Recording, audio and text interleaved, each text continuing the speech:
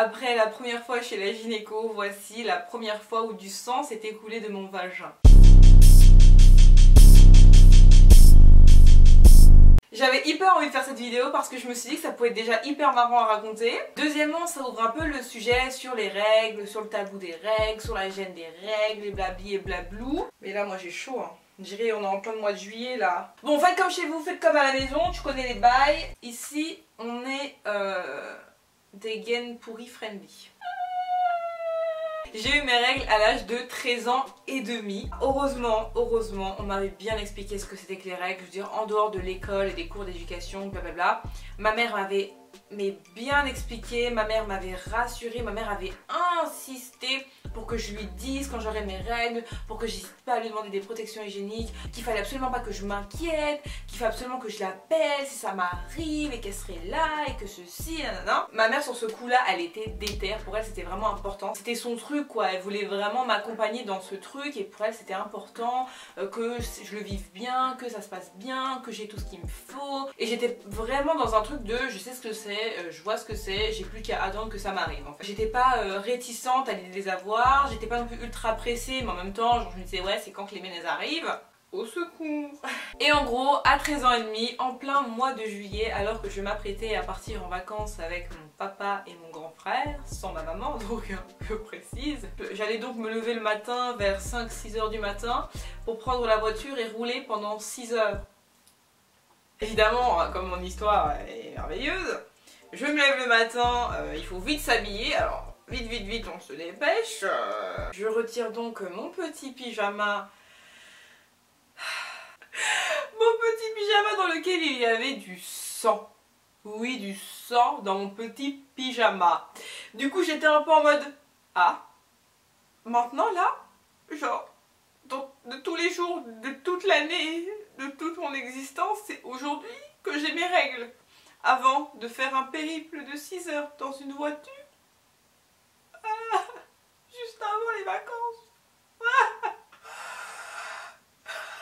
Pourquoi ma personne? Pourquoi sur moi? Pourquoi il fallait que ça tombe sur moi et moi? Dites-vous bien, il est 6 heures du matin, je n'ai absolument aucune protection hygiénique, je n'ai aucune douleur significative la veille dont je ne me soupçonnais, mais je ne soupçonnais rien, je me suis juste levée le matin et du sang a coulé. On avait beau m'avoir briefé 6 mois, 1 an à l'avance, m'expliquer en long en large ce que c'était, là je ne savais plus que faire, quoi? Et le truc c'est que j'ai été très gênée sur le moment d'en parler à mon père et à mon frère. Du coup ce que j'ai fait c'est que j'ai appelé ma mère en cachette, enfin en cachette, hein, j'abuse. Mais le premier truc que j'ai pensé à faire c'est appeler ma mère en fait. Et donc j'ai appelé ma mère, je lui ai dit maman en fait voilà j'ai du sang dans mon pyjama, je crois que j'ai mes règles. Et ma mère qui fait oh non alors ma fille quoi? Oui tes règles mais tu pars là, mais comment tu vas faire? Mais attends monte à la maison, je vais te donner des trucs, Heureusement ma maman habitait littéralement à 2 pas de chez moi donc il me suffisait de descendre l'escalier, d'en monter d'autres, c'était oh merci. Et là je monte chez ma mère me donne tout ce qu'elle a, mais alors tout, elle m'a donné des serviettes, des protège-slips, des tout, elle m'a dit tiens tu prends tout, t'emmènes tout en vacances. J'étais là, d'accord maman. Comment je vais faire sans toi? Mais en fait ma mère je crois que c'était elle qui était la plus dégoûtée de l'histoire parce que je pense qu'elle aurait trop aimé justement être là les premiers jours de mes règles, me demander comment ça va. Au final genre je me barrais littéralement dans l'heure genre. Du coup je reviens chez moi avec mes trucs et j'ai pas dit à mon père et à mon frère que j'avais mes règles. En fait je crois que ma mère elle a dû appeler mon père entre temps en mode elle a ses règles, prenez soin d'elle, en mode je suis malade. Je suis pas malade mais il faut prévenir, pourquoi? On ne sait pas. Je pense qu'elle a dû se dire ouais elle va être gênée d'en parler peut-être donc non. Et on devrait pas être gêné d'ailleurs, j'aurais dû arriver en mode bon bah voilà papa j'ai mes règles, ou même rien dire en fait, rien dire c'était aussi une solution, pourquoi en faire toute une affaire d'état. Au final aujourd'hui j'ai vraiment genre zéro gêne sur ça, hein. Moi vous savez je ne vis pas seule, je vis avec ma famille et je lave mes serviettes lavables dans l'évier, je les étends sur le sèche-linge collectif, je m'en fous mais alors mais d'un truc, t'as jamais vu ça dans ta vie hein. Mais du coup à l'époque je pense que j'avais été un peu conditionnée par ce truc de ouais mais attends mais il faut pas en parler aux garçons, non mais ils vont pas comprendre eux, non mais il faut que j'appelle ma maman, non mais attends mais il faut que je cache mes protections, ou ouais quand je demande des protections en classe ou à des gens je dois dire genre t'as pas une serviette, et genre dès que quelqu'un parlait fort, quoi une serviette? T'étais en mode chut, chut, tu vois, alors qu'aujourd'hui je suis grave le genre de meuf qui dirait t'as pas une serviette, tu sais, un truc là qui est pour le sang là, des règles, pour le coller à mes, tu sais, pour le coller là. Maintenant je serais grave comme ça, genre no gêne, mais c'est un truc que j'ai dû apprendre à faire, c'est-à-dire j'ai dû apprendre à me dire non mais pourquoi on s'en fout, tu vois. Du coup bah j'ai fait mon périple de 6 heures en voiture avec mes règles. Mais il faut savoir que depuis toujours, mon premier jour de règles, c'est loin d'être le pire. En fait, mon premier jour de règles, c'est le plus mignon, c'est le plus gentil, c'est parsemé, c'est pour dire coucou, tu vois, c'est pour dire bonjour. Donc j'ai vraiment de la chance avec ça. Par contre, mon deuxième jour...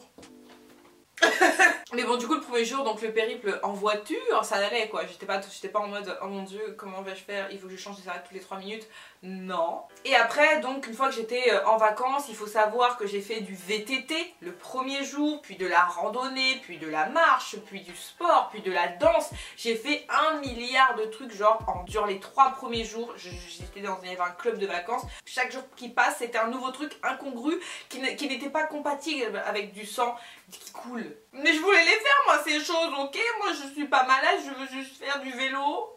Mais sauf que le vélo avec les serviettes hygiéniques, en plus chimiques, c'est horrible, c'est horrible. Le problème avec les règles, c'est que oui, on m'avait tout expliqué, mais le truc, c'est qu'il fallait que je trouve mes particularités à moi, parce que d'une personne à l'autre, il y a des personnes, ça va durer 3 jours, d'autres 6, d'autres 8, d'autres ça va être beaucoup de sang, d'autres pas beaucoup, d'autres elles vont avoir très mal au ventre, et d'autres pas du tout. Et moi, je ne me connaissais pas, je devais me connaître tout en étant en vacances, ok? En voulant faire du VTT, ok? J'ai découvert l'inconfortabilité des serviettes hygiéniques en fait, sachant que les tampons pour moi c'est encore pire puisque j'ai testé plus tard et pour moi les tampons c'est vraiment le truc le plus impossible comme protection hygiénique, c'est la moins adaptée à mon corps. Mais les serviettes c'est les plus adaptées, mais en fait surtout parce que c'était des serviettes chimiques. D'ailleurs je vous encourage à aller voir ma vidéo sur les serviettes chimiques qui est très importante, enfin les serviettes classiques en fait, les serviettes que tu trouves partout. C'est très important de savoir ce qui se cache derrière ça. Grâce à ces recherches j'ai pu comprendre pourquoi c'était aussi désagréable. Et comme je connaissais pas mon corps, eh ben je me suis fait avoir. J'ai eu mes règles le premier jour, voilà, j'ai perdu du sang, sans plus. Le deuxième jour, j'ai perdu plus de sang. Et en fait, la nuit du jour 3, je n'ai pas perdu de sang. Donc comme j'ai pas perdu de sang la nuit, je me suis dit, ah bon bah c'est terminé. Genre pour moi, une fois que ça coulait plus du tout, ça voulait dire que j'avais plus mes règles. Voilà, troisième jour, la nuit ça n'a pas coulé, donc bah on est jeudi matin. Bah c'est bon, j'ai pas mes règles. Cool, on peut reprendre une vie normale et faire du VTT de nouveau, mais sans la serviette qui te colle. Et en fait, pas du tout. Je me suis habillée, j'ai mis une culotte sans protection en me disant ouais c'est good. Et juste avant de sortir, j'ai fait un dernier pipi et j'ai vu du sang. Et je me suis dit, bah je comprends pas. Genre je comprends pas, si ça coule plus la nuit, ça coule pas le lendemain matin, c'est fermé là, c'est bon, c'est cicatrisé, c'est fini genre. Non, c'est pas fini. Et ça, non mais ça personne nous le dit hein, qu'il y a des phases comme ça bizarres où toute une nuit et puis un bout de matinée il y a rien et puis tout à coup t'as du sang en fait qui est encore là, ça se parsème et puis c'est là quand c'est la fin c'est pareil, t'en as à midi, t'en as pas jusqu'à 16 h, après t'en as à 18 h, ça y a personne pour me dire ça hein. Et donc en fait non, c'était pas fini, c'est juste que c'est pas genre du sang en continu. Oui, il y a des phases où tu ne saignes plus tout à coup et puis plaf, plouf, genre pff.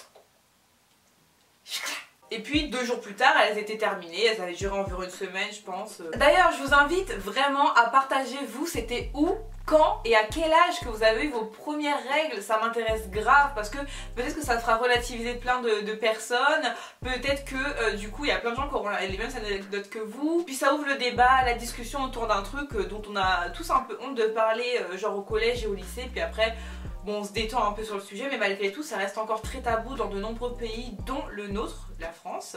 Même si on n'a pas l'impression, mais si c'est tabou, parce que si c'était pas tabou, dans les pubs de protection hygiénique, on verrait du sang. Si c'était pas tabou, on demanderait pas des protections hygiéniques en chuchotant. Si c'était pas tabou, on pourrait discuter des règles comme on discute de la façon dont on fait les pâtes carbonara. Vraiment, pour moi, c'est loin d'être sale, c'est loin d'être honteux, c'est loin d'être un truc gênant, malaisant, d'un truc dont il faut pas parler. Au contraire, moi vraiment pour moi les règles c'est vraiment un sujet dont j'ai besoin de parler. Enfin je veux dire, au bout d'un moment ça fait déjà mal au ventre, ça coule, ça nous empêche de faire des choses, ça nous handicape à certains moments, ça nous fait dépenser énormément d'argent, ça nous cause pour certaines des problèmes de santé bien plus graves que juste une petite douleur de ventre. Donc oui, il faut en parler parce que c'est le minimum en fait. Au bout d'un moment, on peut pas souffrir toute la nuit de ce truc là. Et en plus de ça, ne pas avoir le droit et la liberté d'en discuter comme on parle de pâtes. Sachez que les règles, c'est vraiment un sujet que je vais développer davantage sur ma chaîne YouTube. J'ai envie qu'on en parle beaucoup plus. Je vais bientôt vous faire une vidéo sur les douleurs de règles, toutes les douleurs que mes règles ont pu me faire passer dans ma vie. Ça va faire bientôt 9 ans que j'ai eu mes règles. Donc ça en est passé des histoires, hein. Et puis souvent, je me suis sentie seule à avoir certaines douleurs en me disant peut-être que je suis bizarre.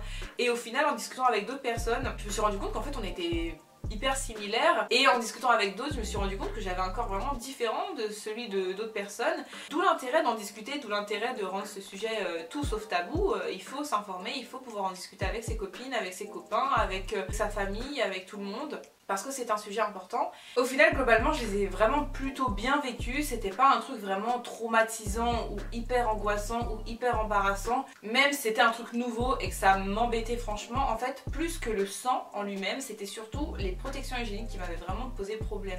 J'espère vraiment lire des histoires marrantes dans les commentaires, et j'espère que vous le raconterez avec humour pour pas inquiéter toutes les personnes qui ne les ont pas encore eues. J'espère que cette petite vidéo vous a plu et je vous dis à bientôt. Bye!